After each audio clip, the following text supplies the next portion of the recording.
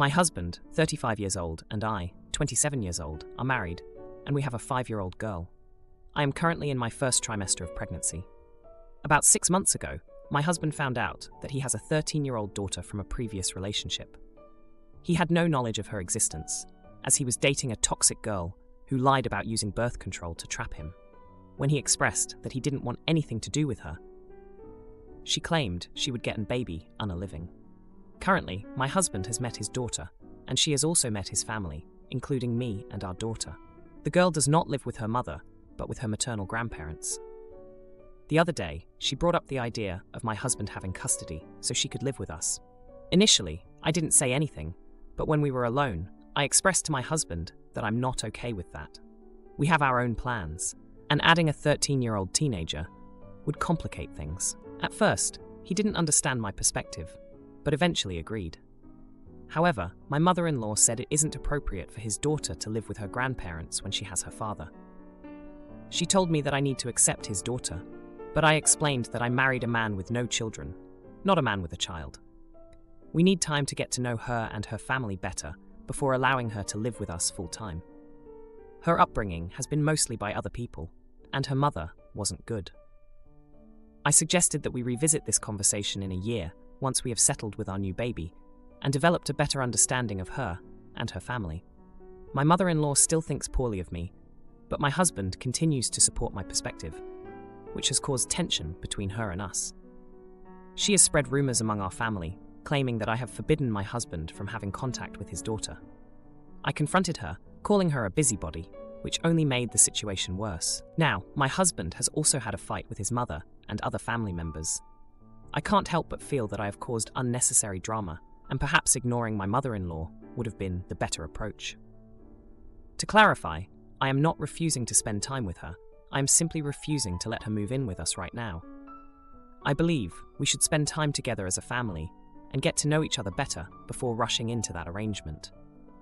Edit. When I mention not rushing things, I mean taking part in activities together, starting with one-night sleepovers, then weekends, then a week, and even going on holidays, possibly during summer break.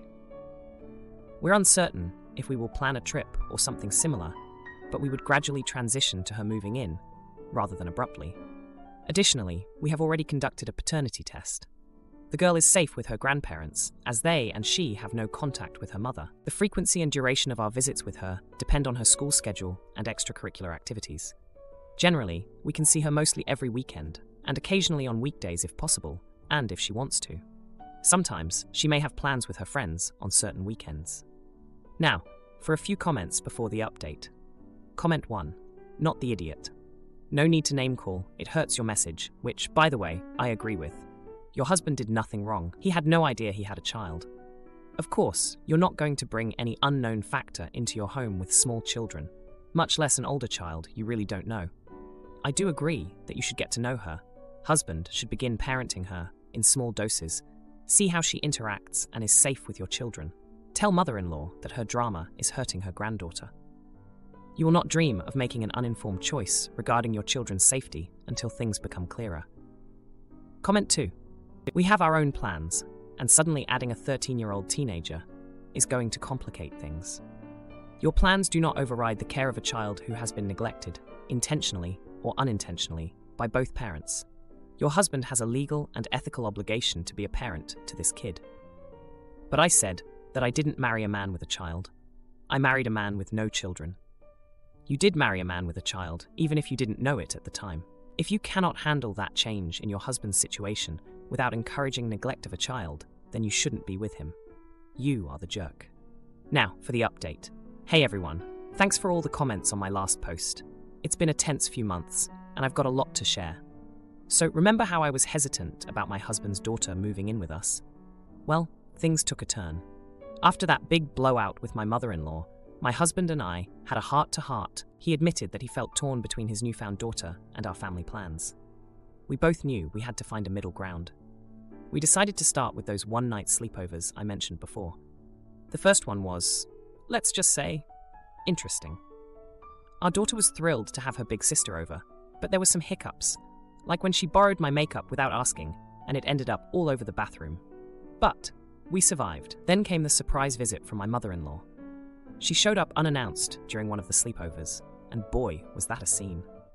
She accused me of not being welcoming enough and said I was sabotaging the relationship between my husband and his daughter. My husband stepped in, and they had a shouting match right there in the living room. Our 5-year-old was scared, and his daughter just looked so lost. It was a mess. After that, my husband and I realized we needed to set some serious boundaries with his mom. He had a long talk with her, explaining that while we valued her input, this was our decision to make as a family. It was rough, but it seemed to calm things down a bit. Meanwhile, his daughter started opening up more. She shared stories about her life with her grandparents, her hobbies, and how she felt about her mom. It was clear she had been through a lot, and my heart went out to her. We kept up with the sleepovers, and they gradually turned into weekend stays. It was during one of these weekends that we had a breakthrough. She had a school project due, and we all pitched in to help. It was the first time it really felt like we were a family. My husband was beaming, and even I had to admit it felt right. But just when we thought we were getting the hang of it, another curveball came our way. His daughter's grandparents sat us down for a serious talk. They were getting older and starting to find it hard to keep up with a teenager's needs. They asked if we could take her on for longer periods, maybe even full-time. My husband looked at me, and I knew what he was thinking. We had just started to bond with her, and the thought of turning her away was painful. But with the new baby on the way, I was worried about how we'd manage. That's when we came up with a compromise. We'd take her for a full week every month, and the rest of the time she'd stay with her grandparents. It wasn't perfect, but it was a start, and to our surprise, everyone agreed. Even my mother-in-law, who seemed to have softened a bit after seeing us all work together on that school project. The first full week was intense. There were arguments over chores, disagreements about bedtime, and an incident with a broken vase that nobody wanted to fess up to. But there were also movie nights, baking sessions, and lots of laughter. It was exhausting and wonderful all at once. As for the rumors my mother-in-law had spread, they started to die down once family members saw us all trying to make it work. Some even apologized for jumping to conclusions. It felt like a weight had been lifted. Now, we're gearing up for our first holiday together. We haven't decided where to go yet, but the planning is half the fun. His daughter is excited, and so are we. It's not the family dynamic we had planned for, but it's ours, and it's growing stronger every day. Family wants me to change my baby's name to blend in with them, but I refuse. Now they're divided over it. My husband and I, both 25 years old, are expecting a baby together. I'm having some trouble with my family over the name.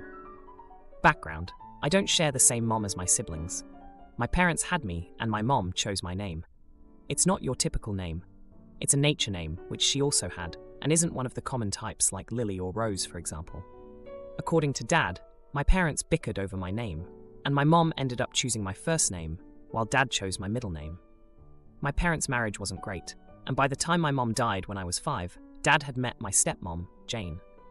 For a while after my dad and Jane moved in together, they asked me if I would like to use my middle name, Claire, instead of my first name, Acacia.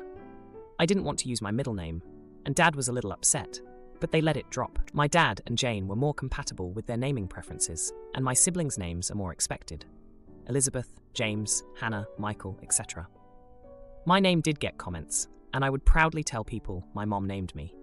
It wasn't easy for Jane to hear, and my family didn't love it.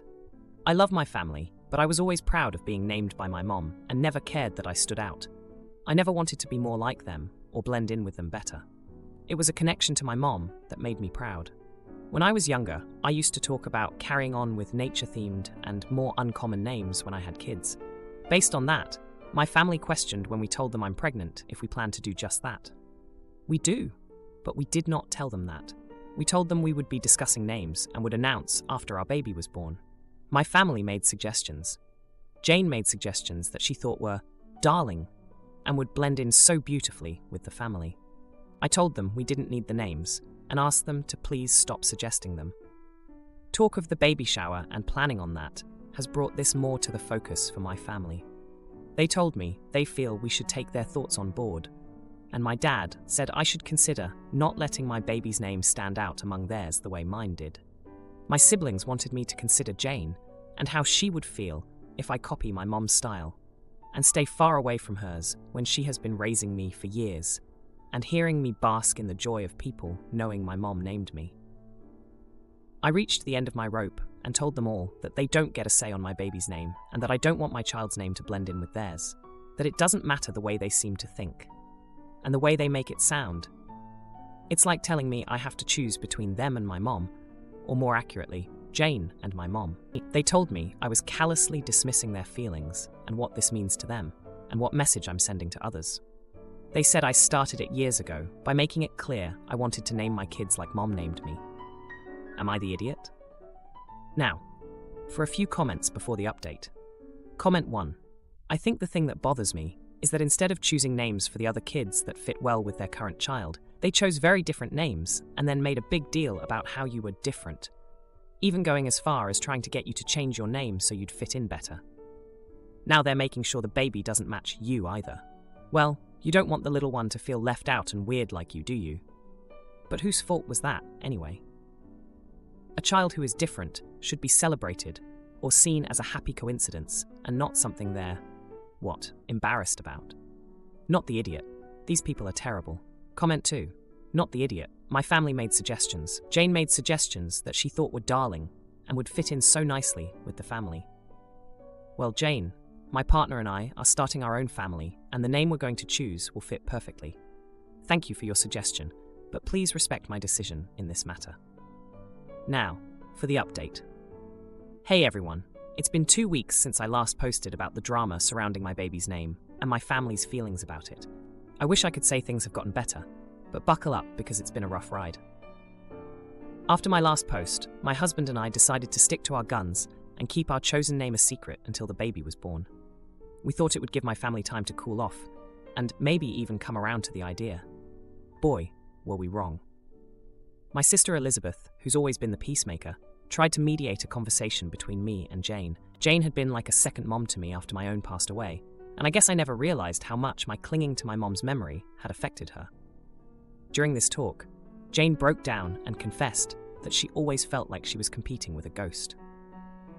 She said she tried to love me like her own, but my constant reminders of my mom made her feel inadequate. I was flawed. I never meant to hurt Jane, but I could see the pain in her eyes. It was a heartbreak I hadn't anticipated, realizing that my cherished connection to my mom had inadvertently caused Jane years of silent suffering. The conversation took a turn when Jane admitted that she had hoped my baby's name would be a chance for us to bond over something that was ours. But when I pushed back on her name suggestions, she felt rejected all over again. Things got even more heated when my dad chimed in. He said he regretted not standing up for Jane more over the years, and that he should have encouraged me to embrace her as my mom. That stung.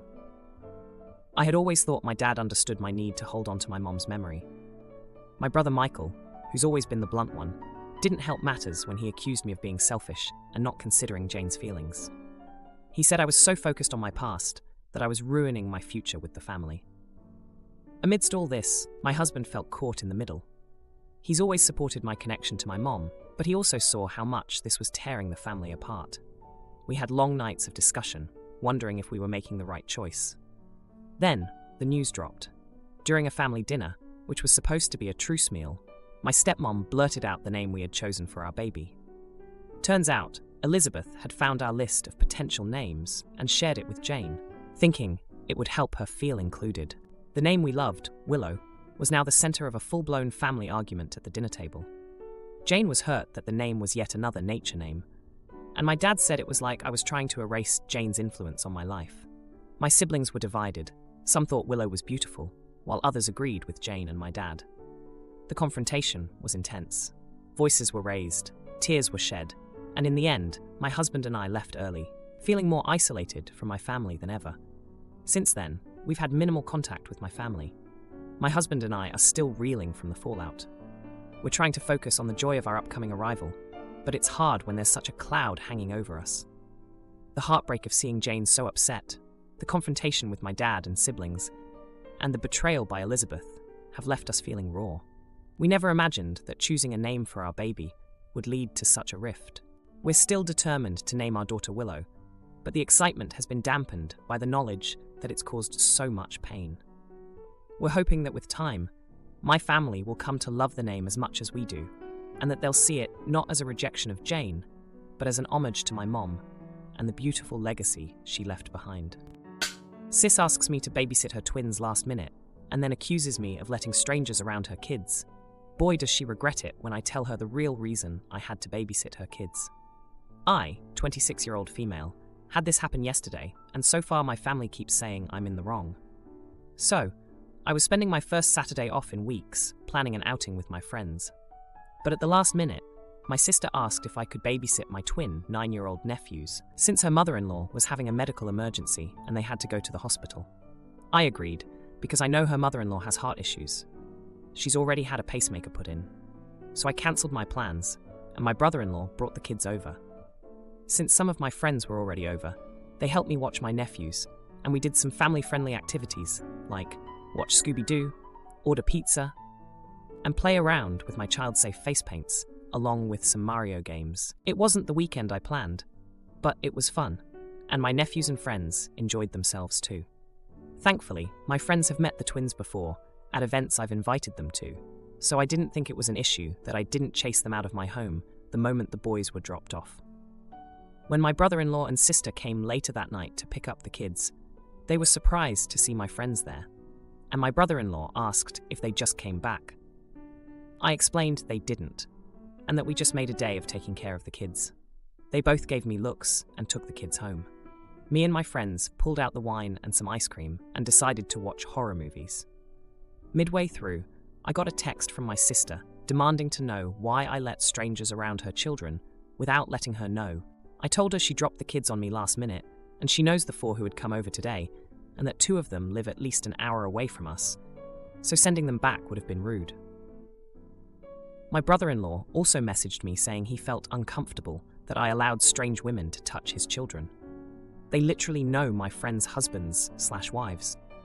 I don't get why they're making a big deal about it, but today I woke up to more messages of how I endangered the kids by having them around strangers, and worse, alcohol in the house. We got drunk and posted pictures around midnight, I guess. I don't remember much beyond the Insta post. Most of our relatives are saying I prioritized my friends over my nephew's safety, and I'm confused as frick. The only one on my side is weirdly my sister's mother-in-law, who turns out never was at the hospital. So I don't even know where my sister and brother-in-law were all day yesterday. I don't know, the twins were dropped off on me at the last second. My friends are known by the family. We never drank or did anything adult until after the kids went home. Did I seriously frick up here? I am so confused. Now for a few comments before the update. Comment 1.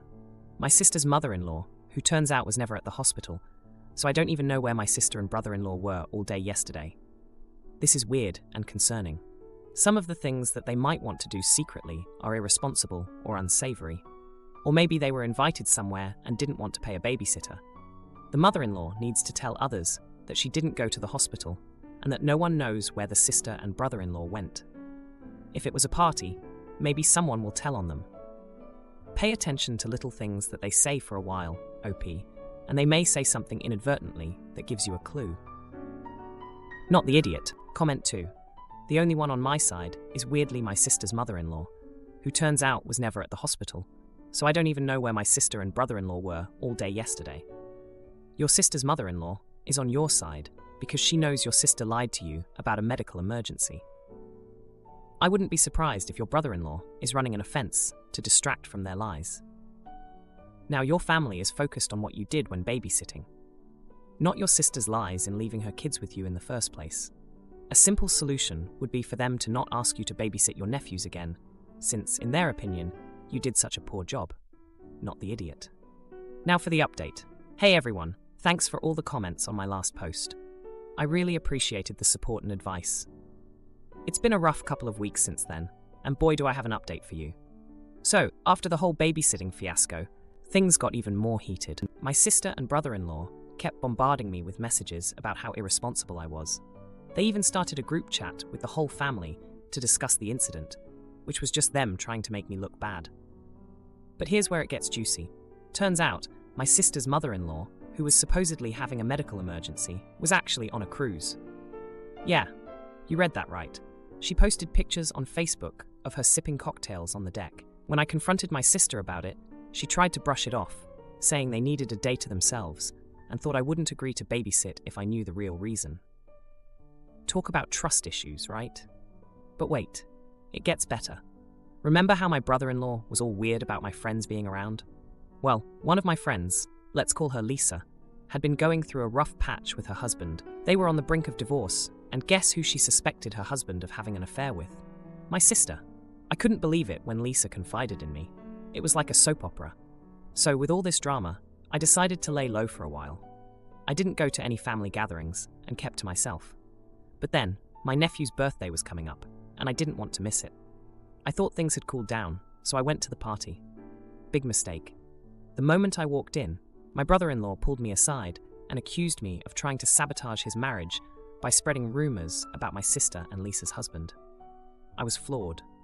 I hadn't told a soul about what Lisa suspected. It turns out Lisa had confronted them at the party, and they assumed I was the one who told her to do it. The confrontation was intense. My sister was crying, Lisa was yelling, and I was just standing there, trying to figure out how I got dragged into the middle of this mess. In the end, Lisa's husband admitted to the affair, and my sister was left trying to explain herself to everyone.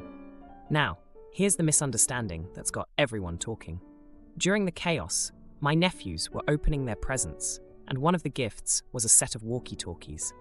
They were playing with them, and somehow one of the walkie-talkies ended up broadcasting the whole confrontation to the speakers set up for the party music, so everyone heard everything. My family thought I had planned it all to expose my sister and her affair, but I swear it was just a freak accident with the walkie-talkies. I tried to explain, but no one would listen. They all saw me as the villain who ruined the birthday party. If you liked this video, you'll probably like these too. Also, while you're here, please consider subscribing. It's your support that keeps this channel alive and allows me to make better and longer videos. Have a great day.